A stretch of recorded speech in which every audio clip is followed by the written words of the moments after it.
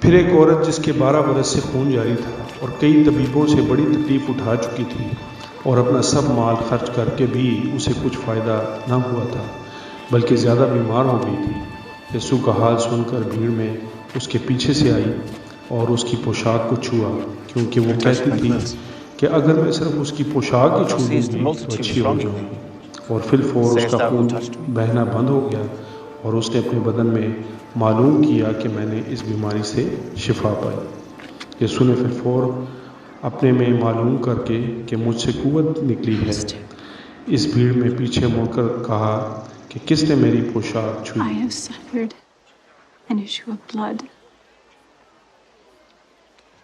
for 12 years. And I knew if I could just touch my clothes, that I would be whole. اس نے چاروں طرف نگاہ کی تاکہ جس نے یہ کام کیا تھا اسے دیکھے۔ وہ عورت جس سے ہوا تھا محسوس کر کے ڈرتی اور کانپتی ہوئی آئی اور اس کے آگے گر پڑی اور سارا حال سچ سچ اس سے کہہ دیا۔